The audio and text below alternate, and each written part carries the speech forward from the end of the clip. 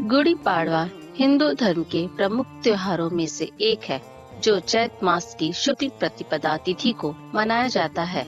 यह दिन पूरे भारत में हिंदू नववर्ष के रूप में जाना जाता है। विशेष रूप से महाराष्ट्र, गोवा, कर्नाटक एवं आंध्र प्रदेश में धूमधाम से मनाया जाता है। इसी दिन को कहीं युगादि तो कहीं सत्संवर आरंभ के रूप में जाना जाता है।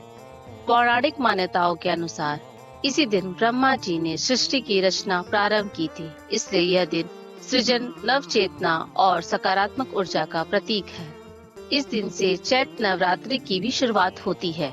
इस पर्व को विजय पताका के रूप में भी जाना जाता है, क्योंकि गुड़ी फहराने से अच्छाई की जीत का प्रतीक माना जाता है। पुराणों के अनुसार महाप्रलय के बाद संपूर्ण ब्रह्मांड जलमग्न हो गया था। सब कुछ नष्ट हो चुका था और चारों ओर अंधकार था। तब ब्रह्मा जी ने सृष्टि की रचना की।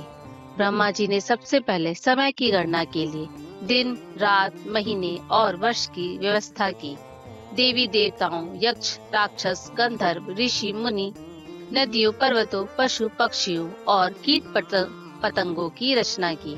साथ ही रोगों के उपचार के साधन, वनस्पतियां बनाए। ब्रह्मा जी ने समय की गणना के आधार पर ग्रहों, वारों, मासों और सत्संवरों का चक्कर चलाया।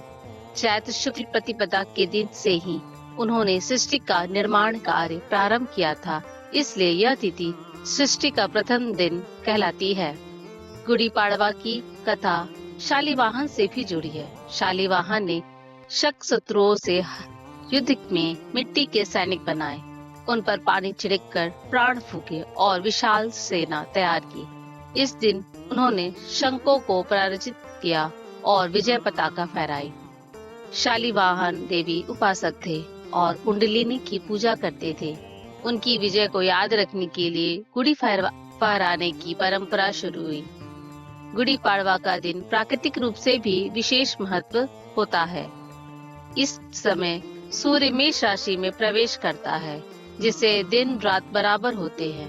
प्रकृति में संतुलन का यह क्षण नवरचा और सृजन के लिए आदर्श माना गया है।